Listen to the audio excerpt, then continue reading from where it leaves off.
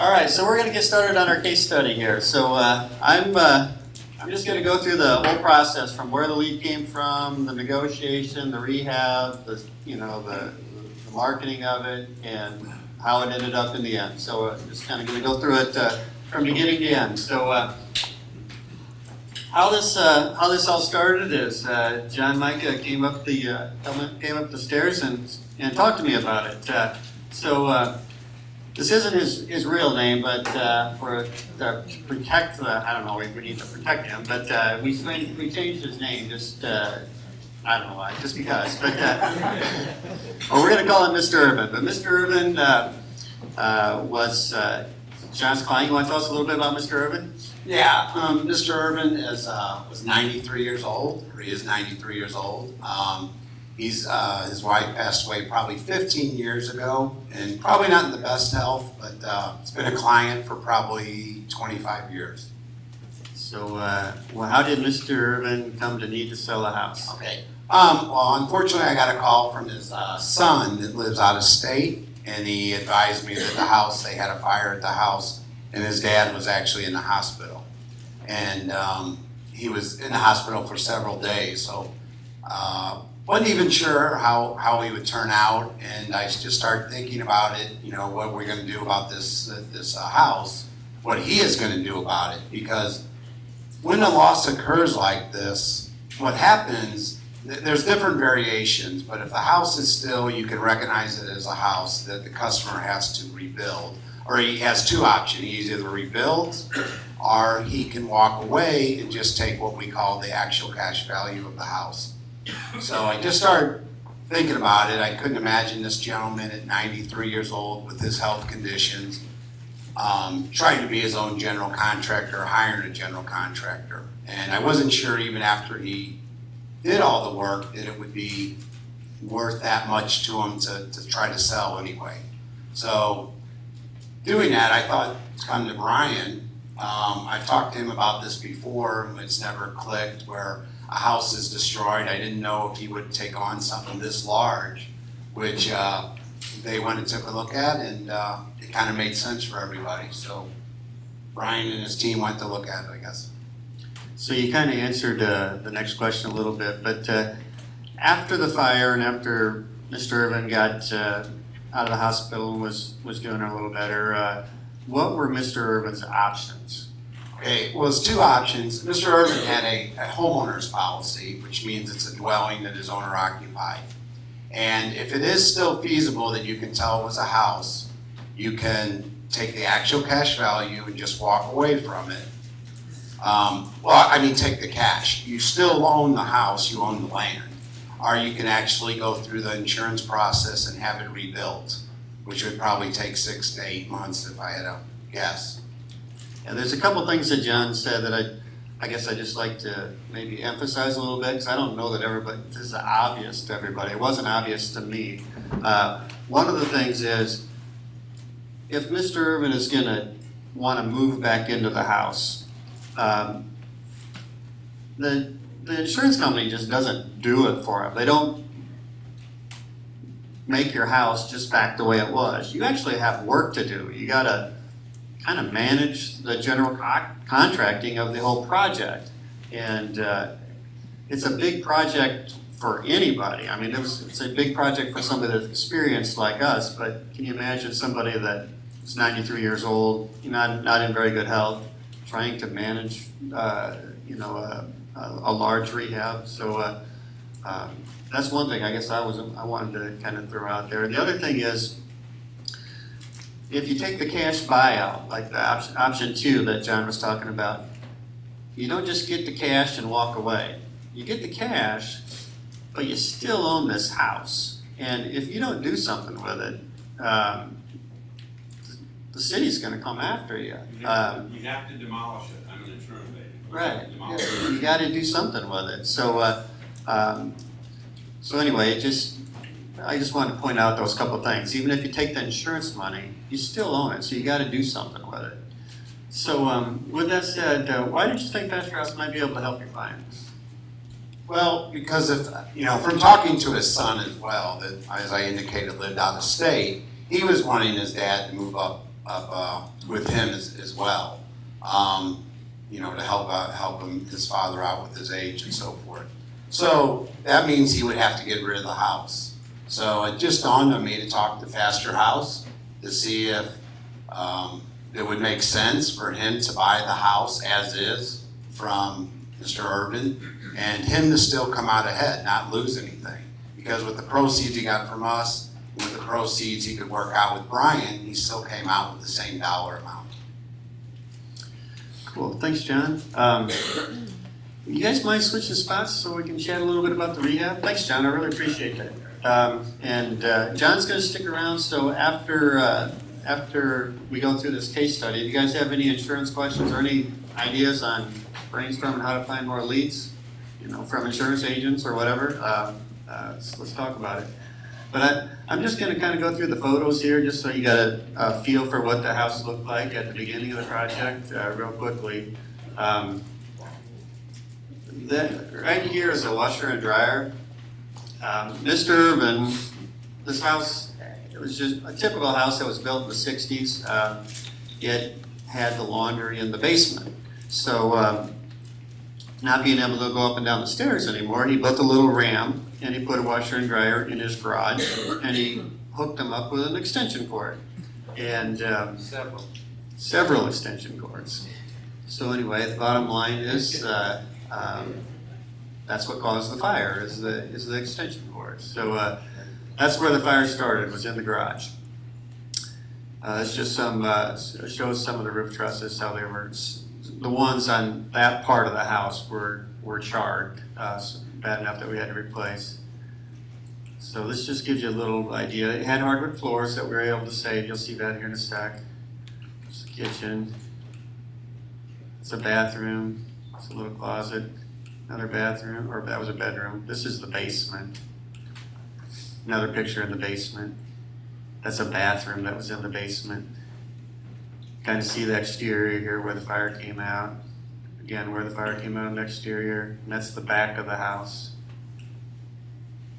So we'll get into more detail about that here in a minute. But so the next step after John you basically asked Mr. Irvin permission for me to call him. So then I called up Mr. Irvin and asked if he'd be interested in selling the property and if I could come over and take a look at it. And his son lived in Kansas City, and for whatever reason, he wanted his son to be there the day I went and looked at the house. So, and it being a big project like that, I brought Tim along. So me and Mr. Irvin's son and Tim and Mr. Irvin met over at the house on a Saturday. And Tim and I walked through it, and we talked a little bit, and we took a wild ass guess that we thought that it was going to cost us about $80,000 to fix it up. And so we wanted to throw him out an offer, or feel him out anyway that day. So before we went over there, before I go look at any project, I always spend a fair amount of time studying the neighborhood and the house and stuff, kind of figure out what I think the house will sell for once it's finished. So, because if you got that number in your mind, you can kind of work backwards off of when you're at the house. So I thought it was worth about 160 finished. We took that times 70%, and that's just a factor or whatever you want to say. We buy houses somewhere between 65 and 80% of after repaired value minus repairs. And we can go into that in more detail later if you guys have interest. But on this one, nice neighborhood, but a big project. I thought I wanted to buy it at about 70% minus repairs. So 160 times 70% minus the $80,000 rehab comes in at $32,000. So that's kind of the number I had in my head that I wanted to make sure we bought it for less than that. That's kind of the max you want to pay for a house. It's kind of how I figure that. So while we were there that day, Tim and I were in the basement. Mr. Irvin was out on the driveway, and his son was with us in the basement. We kind of threw out, what's your dad wanting? What kind of number does he need to make it work for him? And basically he said, you just work out whatever you can with your dad. He didn't want to be part of it, and his dad is still mentally in good shape. So and he's he's a salesperson and a business owner all his life. So his son wanted us to negotiate the deal with his dad. So standing up on the driveway, I kind of threw out to Mr. Irvin that day. It'd roughly be around 25 grand just to feel him out to see what he was thinking. And he didn't really say a whole lot. He just, at that point, he didn't know yet how much how much money he was going to get from shelter insurance. So he's pretty non-committal for a little bit. And he was a born salesman. So if you ever talk to a born salesman, they want to play the game a little bit. So, we did. We played the game. He told me there was another interested party, which I don't know if there ever was. I kind of doubt it.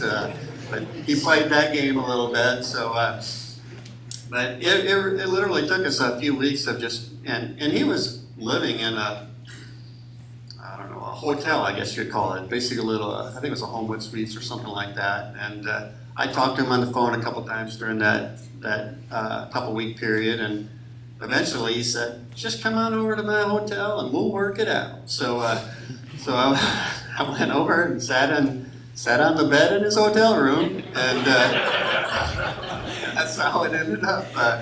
We finally agreed on, he was trying to work me up.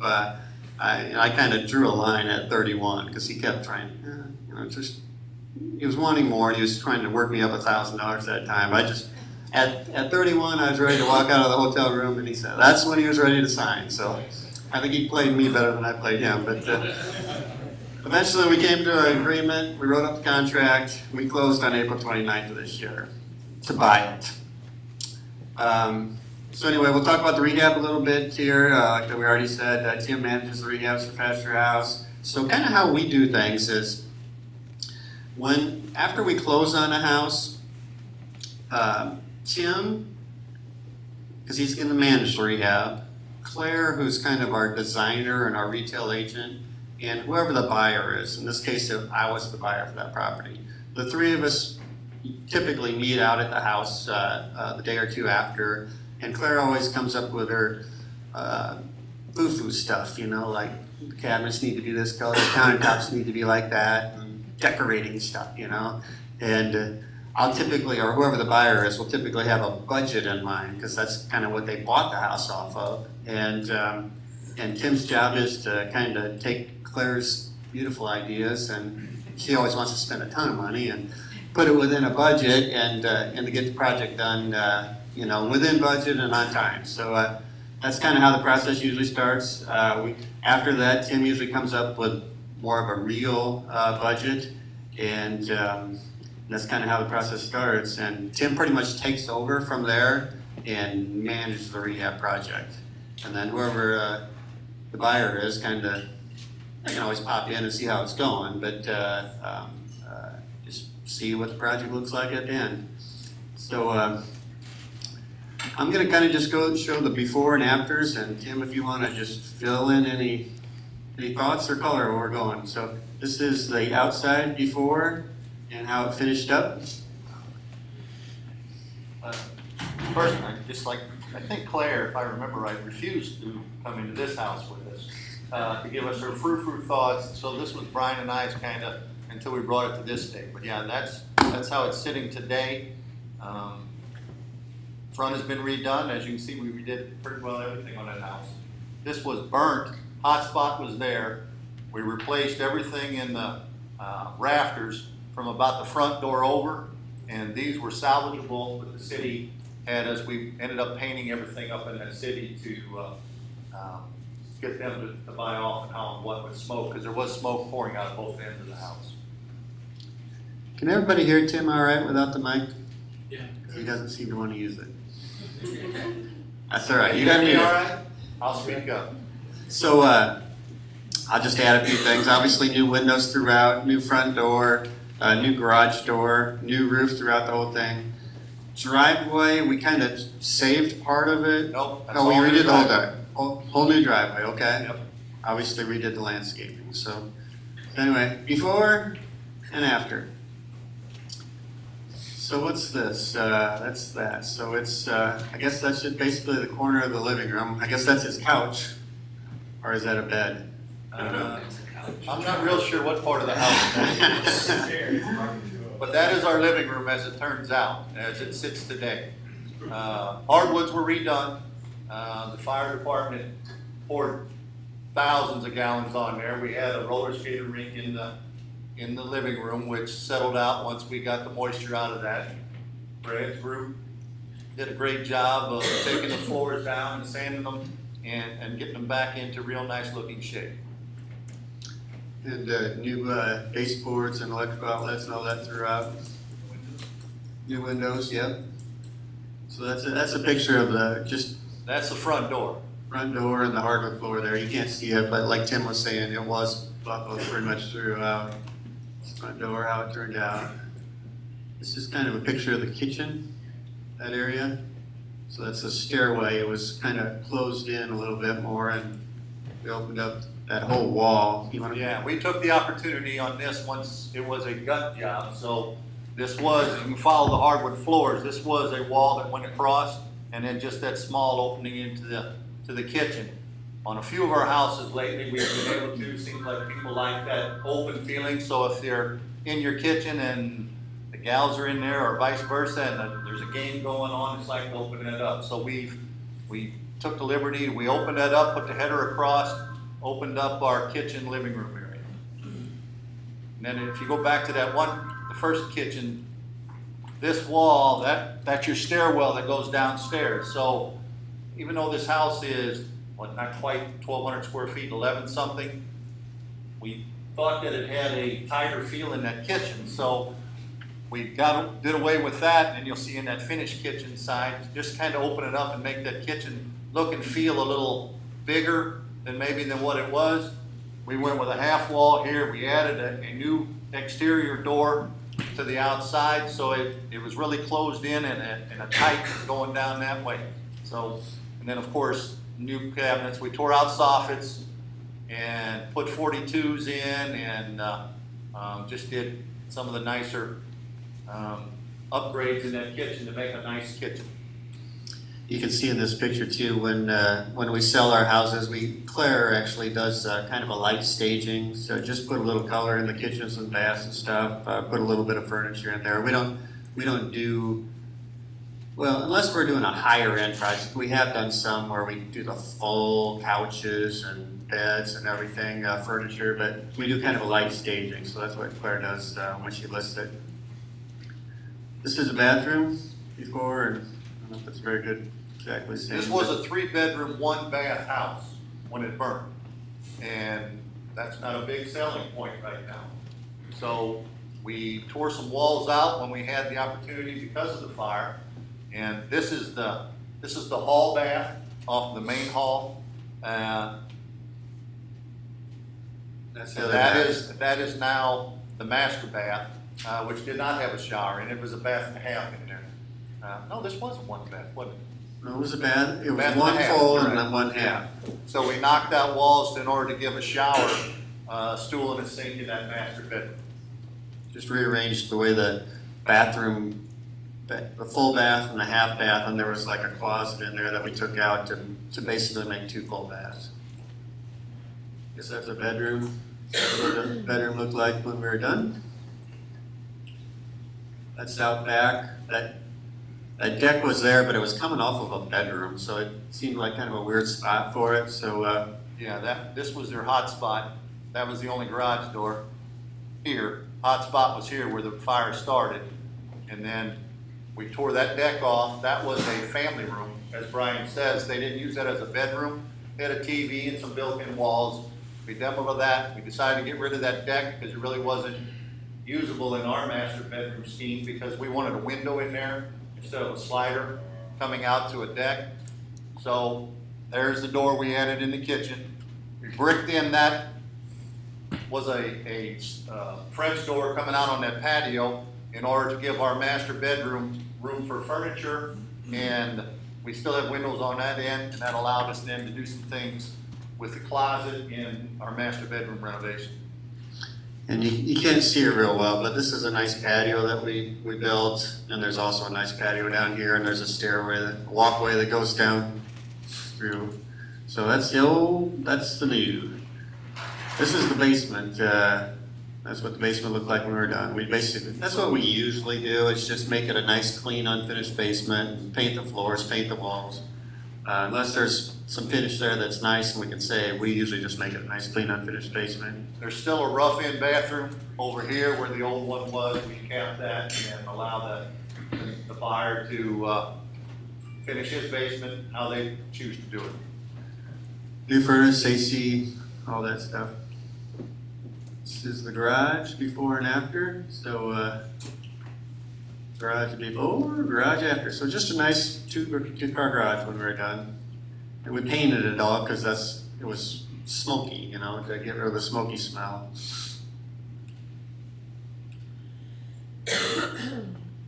Before and after the garage. A little different framing in there because when this house was built, it was built with a carport. The owner had added that second side to make it a two-car garage. So we beefed up with the city and how and what on our engineers to design so we could keep that wide open and keep a nice two-car garage in there. We still have just a little bit here where this side was added on from the carport. We did not re-pour our garage floor. So the whole project cost us $86,000. That was the rehab. We bought it for $31,000. We spent $86,000 on the rehab.